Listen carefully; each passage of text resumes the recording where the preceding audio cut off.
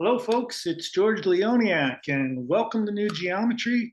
I'm excited to be sharing this video with you today. It's going to be about correcting a 40-year wrong turn in sacred geometry. I think this is going to be an important video to really just address some things, as I've mentioned in other videos, about Metatron's cube and the platonic solids and the icosahedron and dodecahedron not being golden ratio versions of those. Really going to get into that in this one. And something new is going to sprout up in here, the sprout of life diagram, which is going to be a super simple way I'm going to show you how to construct the platonic solids, including the icosahedron and dodecahedron. They're the really simple method, so please stick around and check that out. So let me just share my screen, and then we'll get rolling with the video. Well, the video is going, but I'll get rolling with the presentation. And here we are. This is going to be the geometric day of reckoning, cleaning up a 40-year wrong turn. Why am I using the day of reckoning? Well, it's in this quote here. I have to go back to the source of what I believe to be the issue with the dodecahedron and icosahedron as they're presented in Metatron's cube. I am very highly speculative, very questioning very much whether this version of the dodecahedron was drawn before Drunvalo did, because he states right here in his book, the missing lines, which are about the dodecahedron lines that I'm waving my pointer over, these little lines, well, Drunvalo describes here when he was looking for the final platonic solid in Metatron's cube, the dodecahedron, it took him over 20 years after the angels had said they are all in there. I started to look, but I could never find the dodecahedron. Finally, one day, a student said, "Hey, Drunvalo, you forgot some of the lines in Metatron's cube." When he pointed them out, I looked and said, "You're right, I did. I thought I had connected all the centers together, but I had forgotten some of them. No wonder I couldn't find the dodecahedron, because those missing lines defined it. For over 20 years, I'd assumed that I had all the lines when I had it." Now, so that was written probably about 40 years ago, I'm guessing. And this dodecahedron and the icosahedron, which also has big issues, has just really run rampant all around, even the scientific community, or geometers and mathematicians, not geometers and mathematicians who are in mathematics institutions. They won't draw the dodecahedron like this, I'm sure. The Wikipedia pages, Coxeter's diagrams, all these hardcore mathematicians, this is not the dodecahedron you see there. It really seems like this student in Drunvalo that day figured this out in that short instance, and this became the model dodecahedron that is spread everywhere on the internet, and many, many books that are around this version of it. So the important part of this quote here is at the bottom, because we're going to come back at this, because this is really essential. So the Drunvalo says here, this is one of the great problems in science, believing you have solved the problem, then moving on and using that information to build on. Skip the rest of that. It has been proven wrong about what he was talking about, yet science continues using it. Someday there will be a scientific day of reckoning. So this is the geometric day of reckoning. And I really appreciate Drunvalo's words here at the end here, because this is exactly that case. I'm going to prove to you, and I have in many other videos, why this is an inaccurate version of the dodecahedron. But why do we continue going on with it? Well, that's a question we have for everybody who is going on with it. Once you know, why do we need it anymore? Unless you like drawing it that way. Okay, so Metatron's cube right here this is it removed. This is the dodecahedron removed from the line drawing that it came from. And in my other videos, I described where the 1:2 ratio is, but basically this back edge is 1, and this would be half the length of this line that would go connecting these 2 points.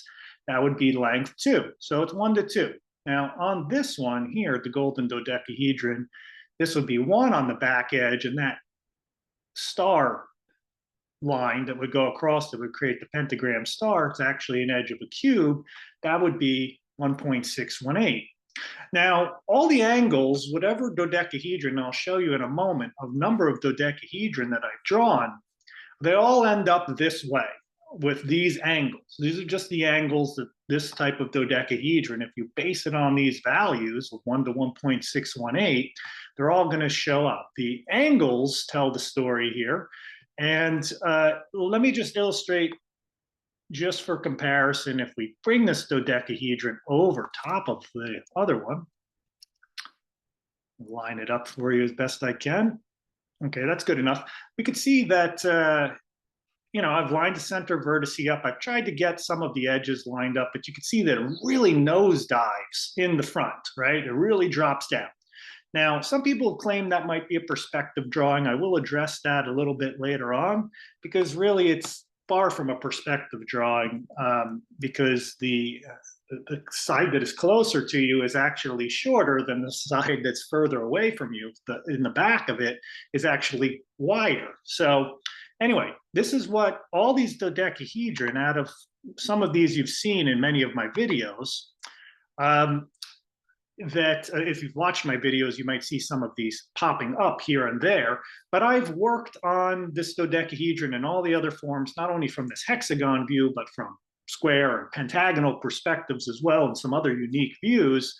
But this is the same angles for all these dodecahedron, and these could all be hand drawn too, but they're always the same angle, for whatever, even if it's oriented a little bit, rotated to the left. This one is actually inside the cube. This one is made up of 20 dodecahedron that are all holding those proper angles.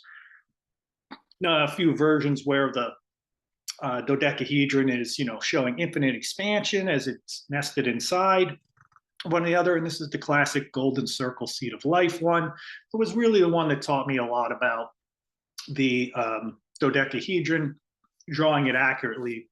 Was really through this one first, this first diagram. So I showed this in my last video, the epic discovery of this flower seed pattern, where you take the flower of life and the seed of life without doing any divine proportion cuts or anything like that. It produces this, the flower of life with the seed of life. Check it out, an epic discovery. It's the previous video before this one. It shows how these dodecahedron were created just from that design. Well, another dodecahedron version came out the next day. This was kind of, I did this circle drawing a while ago, and I decided to revisit it because I was just being led that way. Another new geometer, Hunter Hughes, is producing some great work over at New Geometers at the Facebook group. Please join and check that Facebook group out, KNEW Geometers. We both kind of simultaneously he sent me a picture of this, and I was like, hey, I just drew that circle pattern. And then, we've discovered where the dodecahedron was and the golden ratio circles that this diagram produces. Now, I call this diagram the sprouting seed of life, or the sprout of life. And this is the circle diagram of how it's laid out and how it's constructed, that produces this very simple, easy to draw dodecahedron and many other things, which I'm about to show you, but very, very simple layout, because you don't have to start off with any lines. In fact, just if you had a compass, you just pop it down anywhere in the middle of your drawing, make a circle that will roughly look like the rest of the drawing will stay on the page, work your way around doing the seed of life, and then this is the next step. You just double the diameter of or double the radius of the initial circle. So if the radius is one petal, basically put your needle over here and open it up to the other side, so you have 2 petals wide, and then make 6 more circles on the same flower tip petals of those. And as you work your way around, you'll have all 13 circles. And this is the thing that I didn't discover before when I first drew this pattern, is that these valley points, I like to call these the valleys. So if let's just go vertically up here in these blue circles, that's a valley point, that's a valley point, that's a valley point. Well, if I make concentric circles, as you can see going through those valleys, we'll have 3 levels of golden ratio circles that just magically appear. So this is basically creating the golden ratio division, the golden cut, let's say, without any cut. The circles give you everything in this pattern. In fact, I can just go right into now drawing the platonic solids, which I'll show you in a moment, with really no setup lines for the icosahedron, and then I just need a hexagon in the valley points to get the other forms. So this was a video I did a while ago that I called the sprouting seed of life back then, and I did it about a year and a half ago, around January, beginning of January.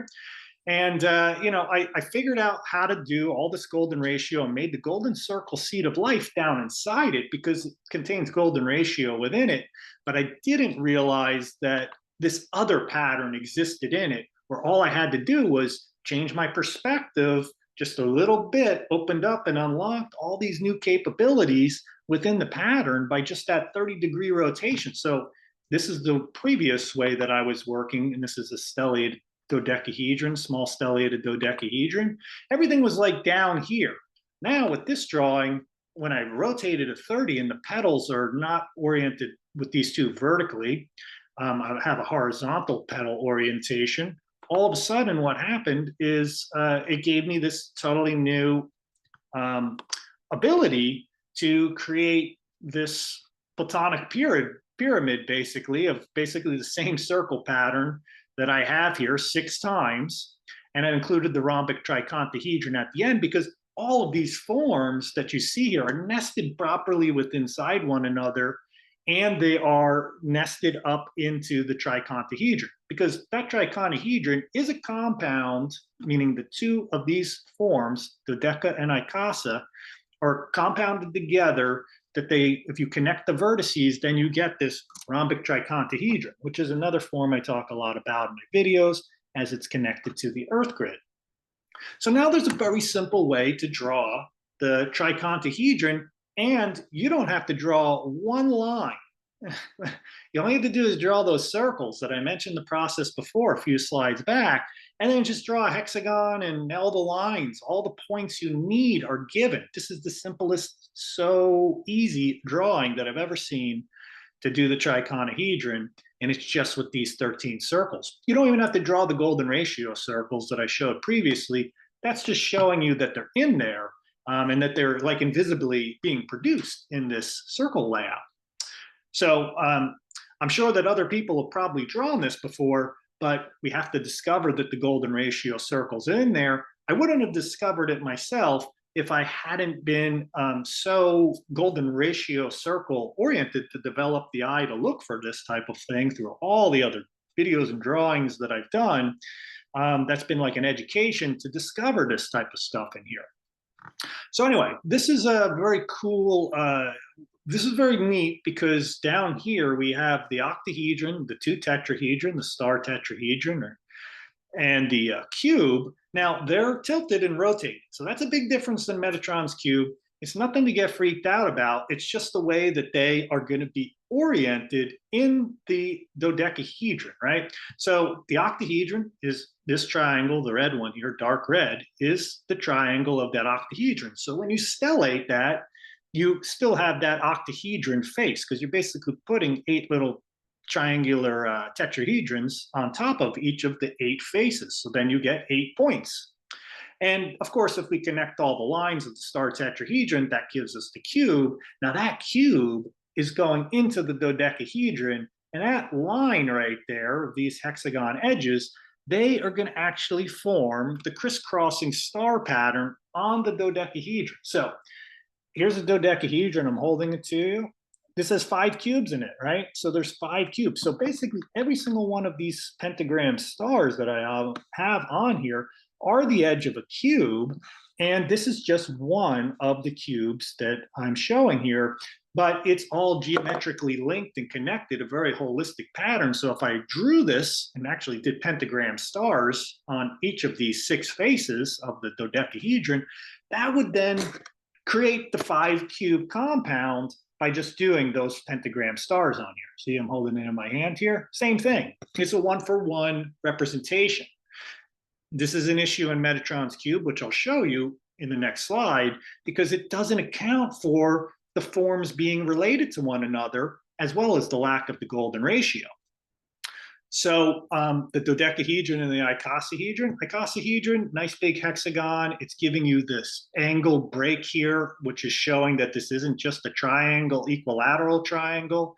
So it's giving the proper proportions to the golden ratio. Compound them together, you get the rhombic tricontahedron, which I call the new cube, NEW cube, because every little kid should know this. Everybody's familiar with the six-sided die when we grew up. A 30-sider should be the next phase or evolution in our understanding of getting out of the just cubic consciousness that we've been stuck with the cube being the predominant view.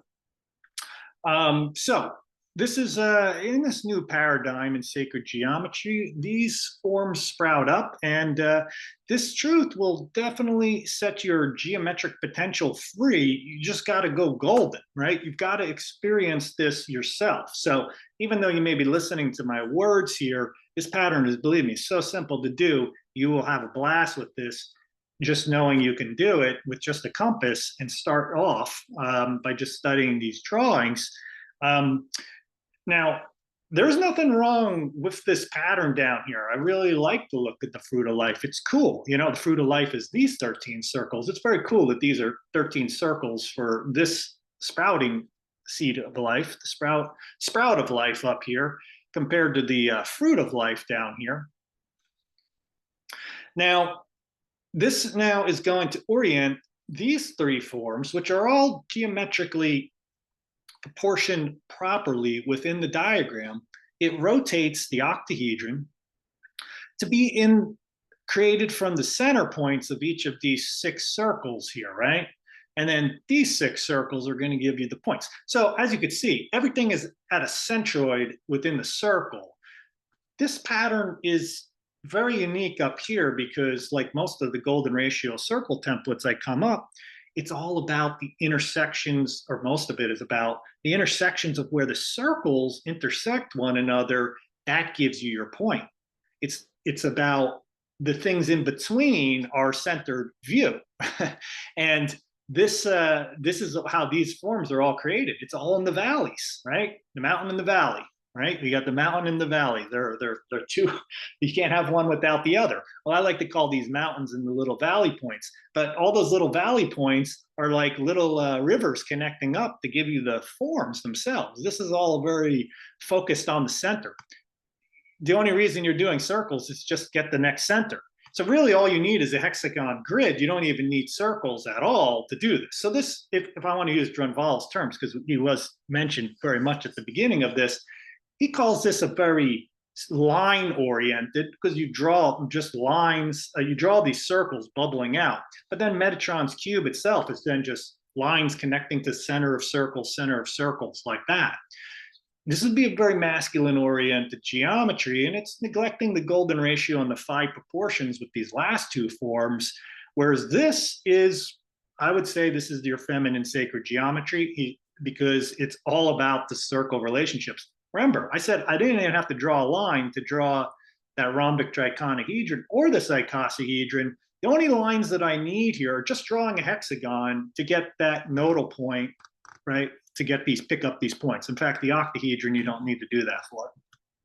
Okay, so these 3 forms here in Metatron's cube, all geometrically good. This is where you got to draw your line, because as I've pointed out, these 2, icosahedron, I like to call it, because look at the equilateral triangle here, right? And compare it to the equilateral triangle of this octahedron, right? So the equilateral triangle on the hexagon is the same as the octahedron. And if I just draw these little lines in and put a little triangle in the middle, which I can do in this one too, this would turn into this very quickly. That's why it's an icosahedron. It probably doesn't even really have 20 faces if you were to build this, but it's a icosahedron because it really is just using the octahedron. Now, of course, the icosahedron, the true 20-sided, drawing of this, the orthographic projection of this, is going to have this little break here, so we don't have this kind of straight edge of the equilateral triangle. That's showing that it's not built on isotropic underlying pattern. This dodecahedron is also going to get contorted because it's building off a pattern that wants to have everything in the same direction. And I'll show you what I mean by that a little bit later on. But these three forms, all good. It's all about the cube. This pattern is all about the cube. You can build cube on top of cube, packing cubes every direction. This is a little tricky probably to build cubes out in every direction, but you do show the nesting of all the forms, but you can do other things with this that I'll show you in just a moment here. Because now we get into some other types of implosive or explosive geometry here, because this new paradigm in sacred geometry that leads to a new golden path, whereas this pattern over here, I feel like, is really the end of the golden road. It just ends, no golden road. That's where that story of all platonic solids are contained in this. Well, that's the end of the golden road. This one, or a multitude of other patterns, right? This is why I'm not saying blade. This is the new pattern. This is the one it's all got to be. Look at all these patterns, right? There's so many patterns that are being produced by me and other new geometers of finding these types of things. There's a multiplicity of paths to follow, but the unifying factor that they have between each of them is that the language of the golden ratio is the unifying factor, not only between this hexagonal view, but between all the other views in sacred geometry, meaning orientation like this, which I call square view, your pentagon view, and your hexagon view, and other unique versions of this drawing tilted at different angles are going to have the golden ratio. And if you have a tricontahedron or a dodecahedron, if you've got a dodecahedron from any of those views, well, then you've got a cube, you've got tetrahedrons and octahedrons and everything else in it. So that's what I mean. So you're entering into a path of starting to relate with the golden ratio. And this simple design, which I think is probably the simplest out of all the ones that I just showed you out of those other 12 methods, this 13th method is one that really is sprouting. You know, it really allows for a young person like Danny Burgess's daughter, young person, just drew this with him, some of these drawings the other day, you know, easily at a young age to start to connect to the platonic solids in that new way. So this year we have the small stellated dodecahedron, we've got the great dodecahedron and the great stellated dodecahedron. So these are three of the Kepler-Poinsot starlit polyhedra. There's one more, which is the great icosahedron. That one I did draw, it's just a little trickier to pick up some of the lines, but these three are in ease of drawing, or these two, and then this one's a little more complex to draw, but all the lines you can figure out if you follow out that pattern. So now all of a sudden, an area of sacred geometry that didn't really have an avenue with the isotropic same direction, you know, same length in every direction based on this dodecahedron. Because remember, these are all three I'm showing you here now, are all stellations of this dodecahedron. If this dodecahedron isn't correct, that is the end of the golden road. If it is a true dodecahedron, well, then your golden path begins. So when I started drawing new, you know, an accurate dodecahedron, before I knew it, I was discovering the star polyhedron. It just happened on its own, because when you extend the edges of the dodecahedron edges themselves, they meet at stars. So you'll see that this dodecahedron outline is under here, but these are just big stars. Here's 1, 2, 3, 4, 5. So those are acting like faces. That whole star is acting like a face. And in the middle of that face is this pentagon right here. And you're just putting a star on it. If you do it on all 12 faces, they meet up again at the tips. And then there you go. If you put an icosahedron, basically edges around that, you get the great dodecahedron, which is actually these pentagon faces expanding out. They're getting greater. The pentagon face is going whoop. And when it does that, well, then all of a sudden you have these pentagon planes going through the form, and you get this. This is really going to open up your visualization to really interact with these forms. Here it is. This is the great dodecahedron, just to see it in real life instead of on the page screen. right? Check that out. Well, there's that extended plane, right? So when you build this, you're really going to be like, wow, I understand what's going on. Here's the great stellated. Here's, I mean, the small stellated. Here's the great stellated, right? Check out those star points. So very, very awesome. Totally unlocking a whole new level of sacred geometry. And one of my favorite Archimedean solids, which I had to figure out if it was in there, it was easily discoverable too. You just have a couple extra lines because I was trying to do everything. Do you need any extra setup lines? Well, for this, you do just need to pick up this point, which is basically at the end of the regular circle out here that would go around the whole thing, just in sending a line up through that flower petal. That's going to give you that point, and this would be based on the hexagon. So, you know, I didn't have all the lines in there to show you, but yes, the Icosahedron, which is huge in my opinion for the Earth grid. You can do the whole Earth grid, and all the great circles, the 31 great circles, are all given based on the hexagons and the decagon planes and squares, planes that are within this idus form. I have a whole video that goes about how to construct that 31 great circles, all from sacred geometry techniques using the Icosahedron as the foundation. And of course, another one that's really you know, a must for me to explore and discover is, well, where's Coxeter's star in there, the 9-pointed star? It's really one of my favorite forms to one of my favorite line drawings, because this is the 59 stellation of the icosahedron diagram, and it's really a flat plane going through the icosahedron stellation diagram that then actually has all of the other not polygons, but the other platonic solids. The faces are all represented, or planes through them are in this. Now, I said in my last video I was going to go into this one more time and talk about this nonogram here, and I will eventually get back to it, but this came up first. So this looks like this line is just floating out here on the circle. How did I get it? Well, if you go over here to the valley and you send your line through, you just have to pick up the, well, let's see, here's the valley. You go through and then you pick up the petals and send your line through. That's what's going to give you the placement for sending that line through. So it's all, once again, relating to the inner seed of life diagram by picking up the circle petals, the petals as you send your lines through. So it's a pretty nifty way to do this drawing. I really thought it was a unique method that I hadn't seen before. Okay, so here it is, Sprouting the Life, an actual hand-drawn version of it. And there I just laid down my compass, did the circles, and then just connected the dots, and then the red and blue crossing lines are the icosahedron, the blue, and the dodecahedron and the lighter lines, and that's the rhombic tricontahedron.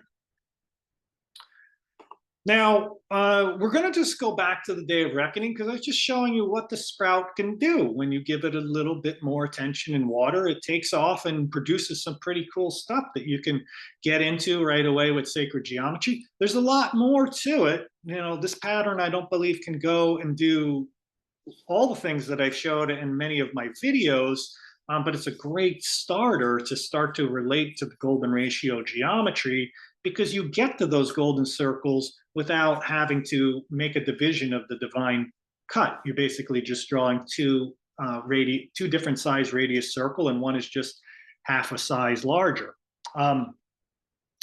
So this is back to the Metatron's cube.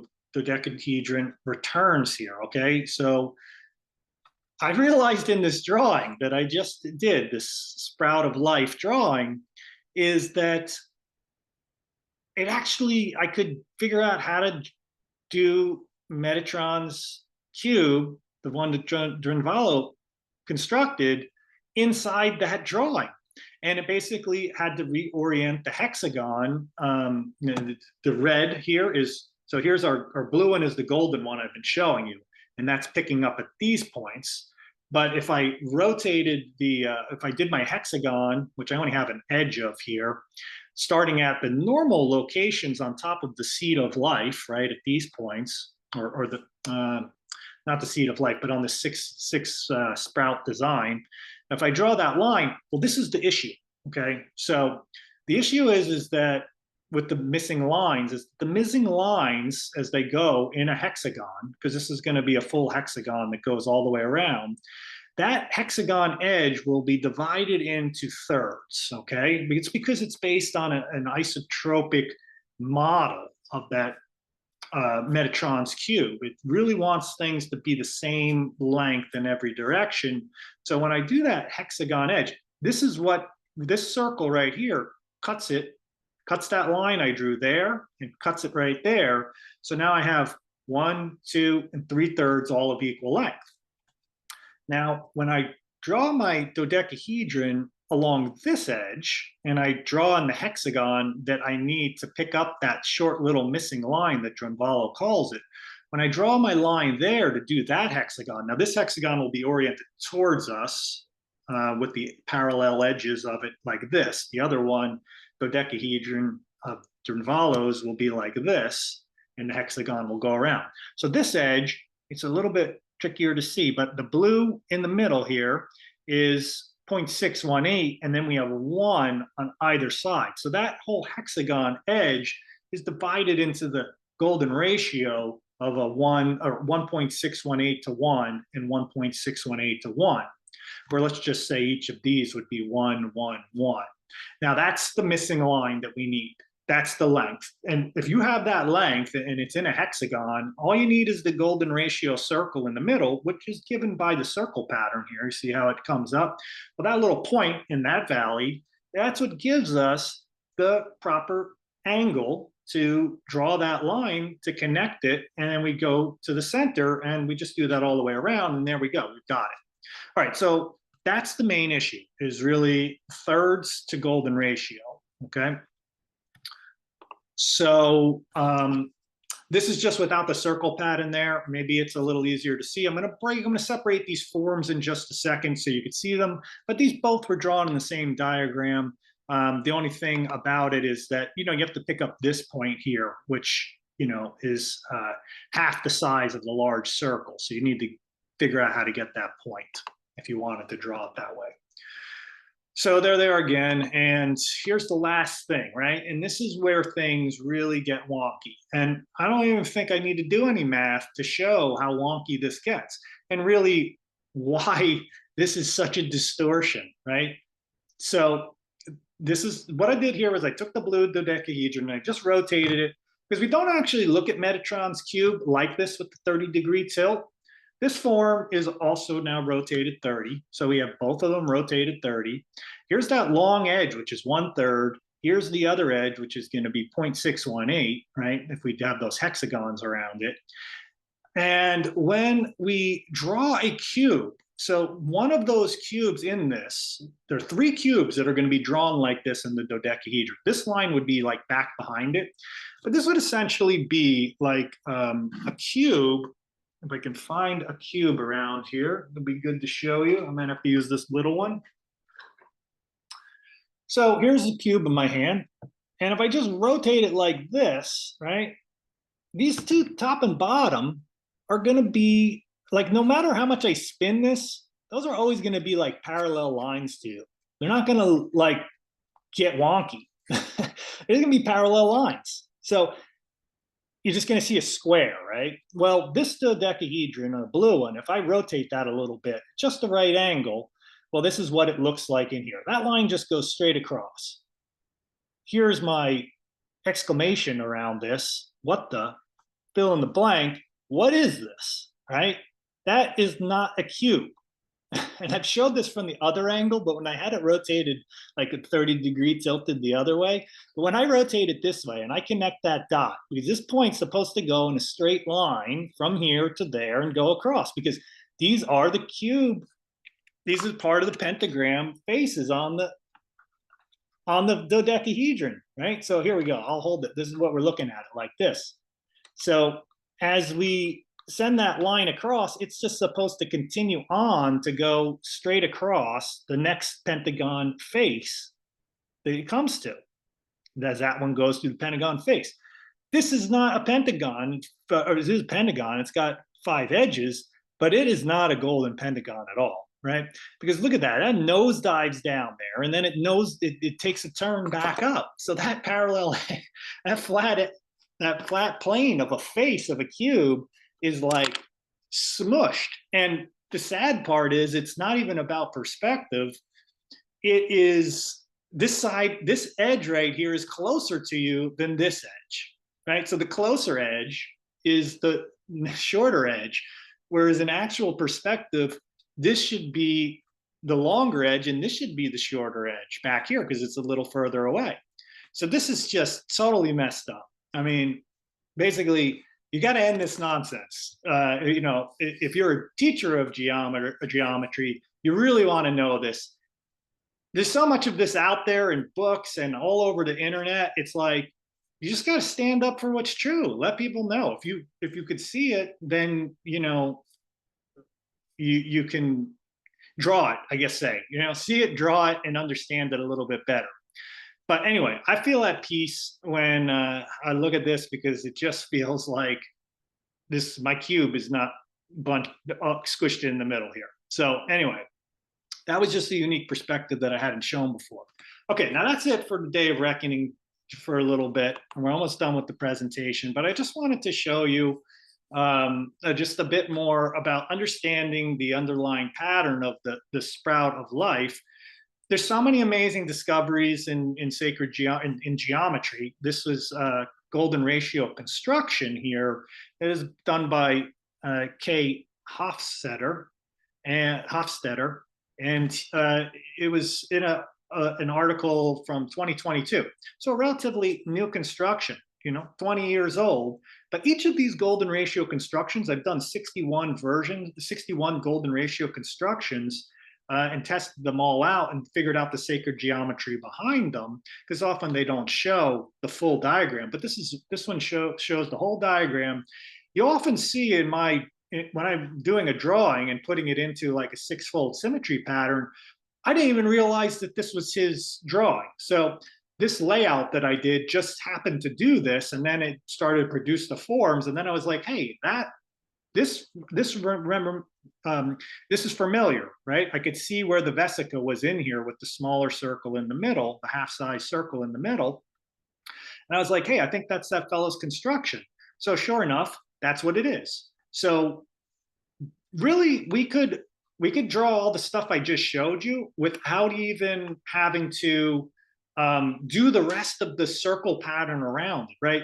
Like there's enough information in this, if you know how to look at it and work with it, where the golden circles are going to be just by exploring this one-off golden construction. So there's a lot of one-off golden constructions out there that are just so ripe with possibilities. I often discover a lot of them just by working with the circle templates in different six-fold patterns or four-fold or two-fold patterns in pentagon view, for instance. They'll just emerge over time because they're just contained in there. So this is more than just a simple construction, easy way to get the golden ratio. As a sacred geometer, one who wants to explore how the forms and the platonic solids are contained within it, it really is like a key to potentially a whole new system, a very simple system to construct all these forms. So it was neat for me to make that connection. I'm not interested in discovering what people haven't discovered before, but it's really always magical and awesome to me when I do make a discovery through just following the KNEW approach that does relate to someone else's, because it really, shows that you're not out there all on your own. You're definitely in the field of geometers who have explored this material before. So it's not a solo game, and that's what I really appreciate once again about KNEW Geometers, New Geometers Facebook group. What a fantastic group that is. People who are working with many variety of techniques are posting there regularly their own unique discoveries or creative inspiration of artistic designs, which are just really beautiful and fantastic to see. So I learn a lot from people there as well. And I'd love to participate and share my findings there. So check that out and join that if you're not a part of it yet. So now I wanted to see what can really happen with this pattern, right? It's like, whoa, a golden garden is sprouting and growing here, right? I mean, all I did here was I drew 61 circles. I forget what the next rosette number is, but up into the 90s, I believe, something 90 something circles. If you just draw the regular flower of life type pattern and keep going out.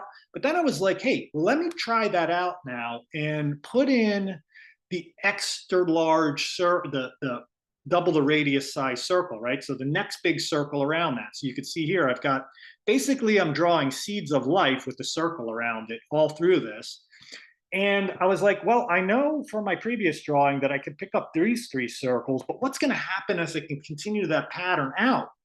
Well, just with those two size circles, right? The 1 inch radius circle, and let's call it the 2 inch radius circle that is around this, the 6 around 1 pattern. Well, there's the golden division, and it keeps going in all those little valleys at different little spots. You got to hunt around in there to know, like, try and find where the next golden ratio jump is. And then I did it on 2 spots, right? So these are just 2 circles in the pattern. And these circle of the golden ratio, they're over top of this isotropic pattern that's underneath it.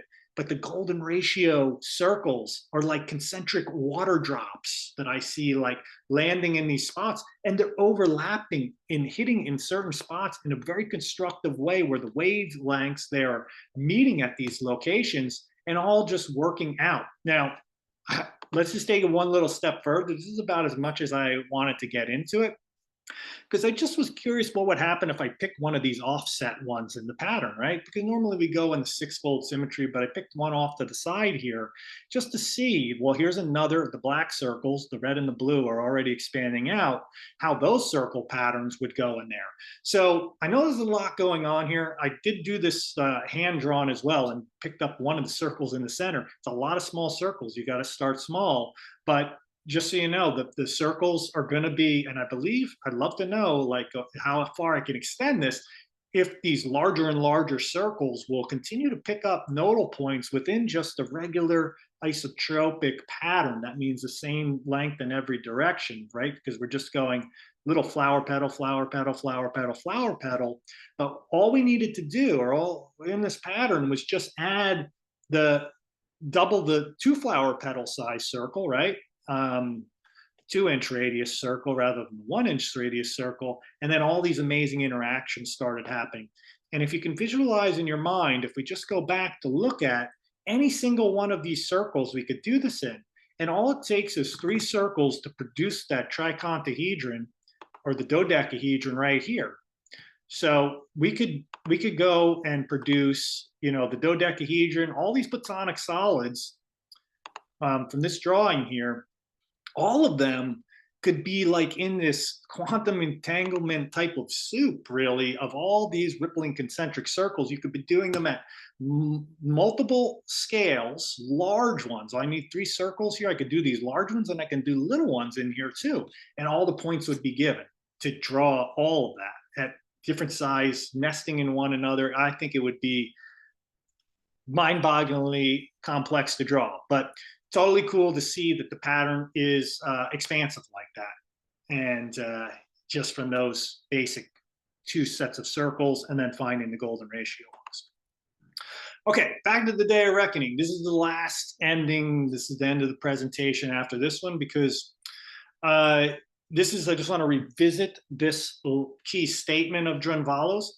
Not that I have anything against Drunvalo for going forward with that through his students' discovery with that day that they had. So the first half of that paragraph I don't have here, you know, they were just discovering, finding things out and putting in there. This is the thing though, we are, you know, someday there will be a scientific day of reckoning, like he says.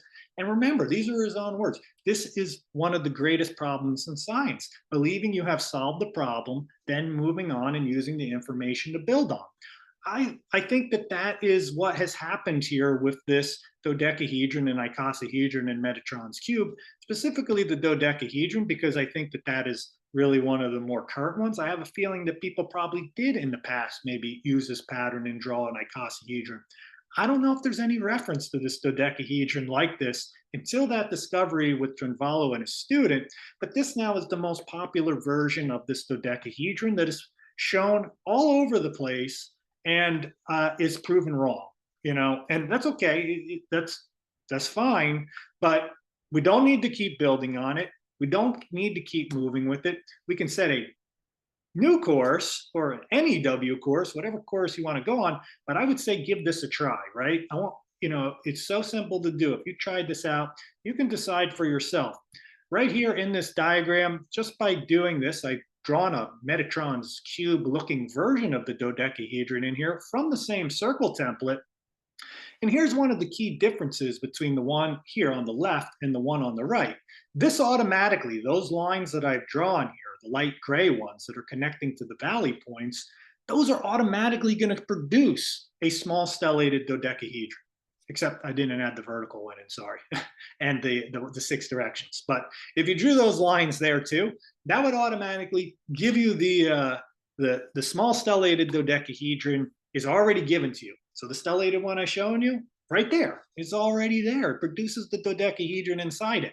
This is an end of the golden road. No stellated dodecahedron. It looks like 2 equilateral triangles. It looks very similar to this, but really that missing line that he was after. For 20 years, he searched for it. It was still a good attempt, but still in the wrong point.